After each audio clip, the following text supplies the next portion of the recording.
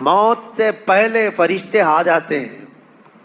چاہے تم اچھے آدمی ہو، بیٹھے ہوئے ہو، تم کو بھی اگر موت آنی ہے تو تم پہلے فرشتوں کو دیکھنے لگ جاؤ گے، لیکن بتا نہیں سکتے کسی کو. موت سے تھوڑی دیر پہلے فرشتے قریب آ جاتے ہیں. پہلے جماعت فرشتوں کی آتی ہے، پھر ملک الموت آتے ہیں.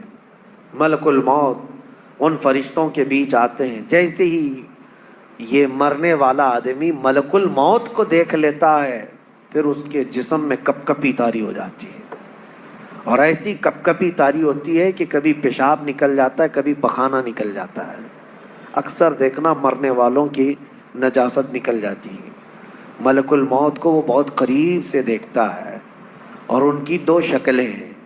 ایک بہت بھیانک شکل ہے، اس کو دیکھنا ہی عذاب ہے، اور ایک بہت خوبصورت شکل ہے، ان کو دیکھنا ہی رحمت ہے. وہ نیک بندوں کی روح نکالنے کے لیے جب جاتے ہیں تو خوبصورت شکل میں جاتے ہیں، اور جب گنہگاروں کی روح نکالنے جاتے ہیں تو بھیانک شکل میں جاتے ہیں. اور ان کو دیکھتے ہی مرنے والے کا جسم پیلا پڑ جاتا ہے، پیشانی اکھڑ جاتی، آنکھیں پھٹی رہ جاتی، اور پھر خرخرا آنے لگ جاتا ہے، یعنی خرخر کی آواز تیز ہو جاتی ہے. وہ بولنا چاہتا ہے اپنے پاس والوں کو، لیکن بول نہیں سکتا، بند ہو جاتا ہے. یہ وہ وقت ہے جب اس کے توبہ کا دروازہ بھی بند ہو جاتا ہے. اب اگر فرشتوں کو دیکھ کر کوئی توبہ بھی کر لیا، ایمان لایا، تو اس کا ایمان قبول نہیں. اس وقت سے پہلے پہلے تک جو بھی ایمان لایا یا توبہ کیا، اس کی توبہ قبول ہے. لیکن موت کا خرخرہ آ گیا اور فرشتوں کو دیکھ لیا، اس کے بعد بہت سارے کافر بھی پکاریں گے کہ ہم ایمان لاتے ہیں اللہ پر. نہیں، اب ایمان قبول نہیں ہوگا. موت اتنی آسانی سے نہیں آتی، اس کا پروسیس ہے. فرشتے آتے ہیں، ملک الموت آتے ہیں، پھر اس کے بعد اس کو گھور کر دیکھتے ہیں، پھر اس کو چت لٹا دیا جاتا ہے، یا جس حالت میں بھی ہے وہ گر جاتا ہے. کھڑا ہے تو گرتا ہے، بیٹھا ہے تو گرتا ہے، موت آنے سے پہلے لڑک جاتا ہے. یہ ضروری بھی نہیں ہے کہ آج میں اپنے آپ کو سنبھال کر بیٹھا ہوں. اگر میری موت آنی ہے، اسی کرسی سے گر جاؤں، اسی جگہ سے ہم گر جائیں.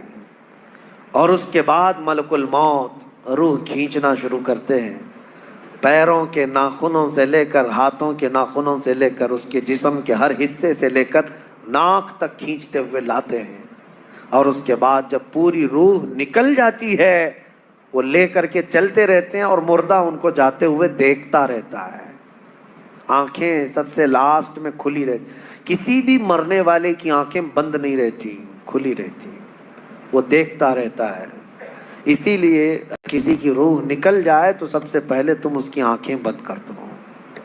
ہمیں بند کرنا ہوتا ہے. اور اس کے بعد منہ بھی کھلا رہ جاتا ہے، منہ اوپن رہ جاتا ہے. فرمایا گیا منہ کو دبا کر بند کر دو. یہ سب نشانیاں ہیں میرے عزیزوں موت کی سختیوں کی. آپ کو پتہ ہے جب رسول کریم صلی اللہ تعالی علیہ وسلم کی وفات آئی، اللہ اکبر، نزع کا عالم اتنا سخت تھا کہ بار بار حضور اکرم صلی اللہ علیہ وسلم کو پورے پانی کے مٹکے انڈیل دیے جا رہے تھے. 3 مٹکے حضور پر انڈیل دیے گئے موت سے پہلے. اور حضور اس کے بعد تھوڑا آرام محسوس کرتے، اور پھر شدت کا بخار. اور وہ آخری وقت تھا جب حضرت فاطمہ آپ کے پاس آئی تھی. حضور نے ان کے کان میں بتا دیا، وہ رونے لگ گئی.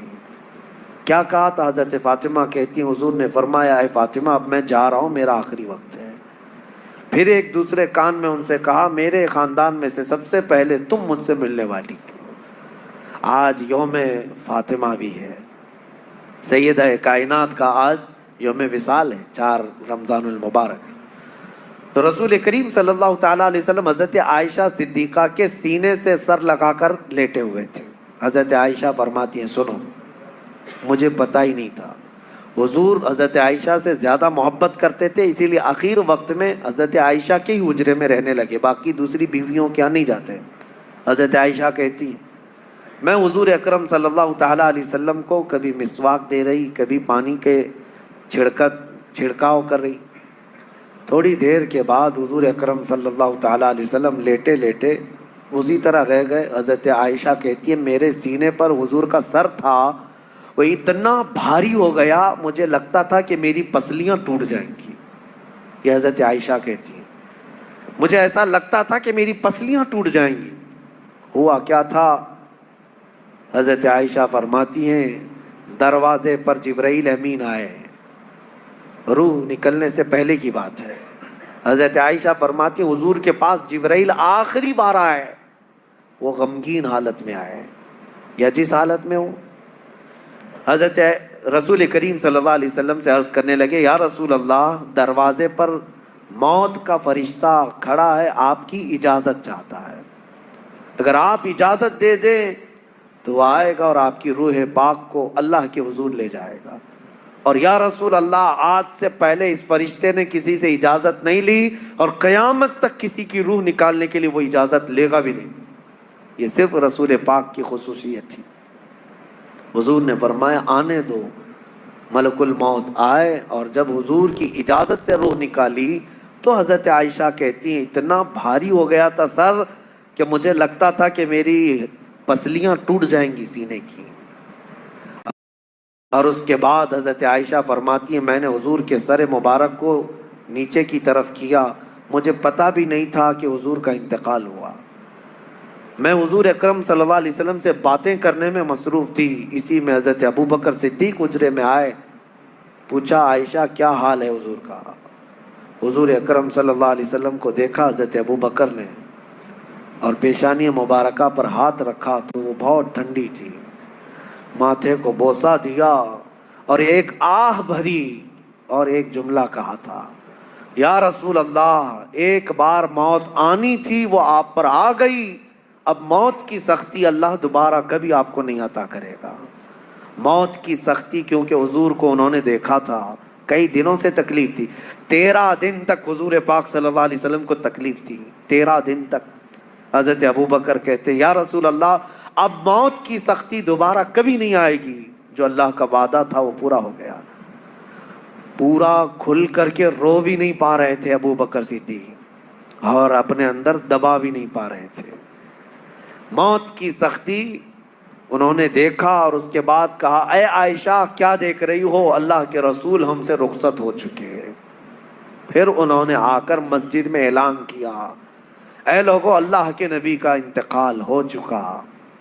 اب مجھے یہاں یہ بتانا ہے اگر موت سے کوئی بچ سکتا تھا تو سب سے پہلا نمبر تو رسول اللہ کا ہونا چاہیے تھا، کیونکہ اللہ کے سب سے محبوب نبی وہی ہیں. جب رسول پاک صلی اللہ تعالی علیہ وسلم کو بھی موت آئی تو میاں ہمارا اور تمہارا شمار نہیں، چاہے 100 سال زندگی مل جائے لیکن مرنا ضروری ہے. بہرحال یہ باتیں بڑی طویل ہو جائیں گی. موت کا تذکرہ اس لیے بھی میں زیادہ کرتا ہوں کہ حدیث پاک میں ہے مومنوں کو یہ تذکرہ کرو تاکہ ان کو گناہوں سے نفرت پیدا ہو جائے اور آخرت کے سفر کی تیاری وہ شروع کریں.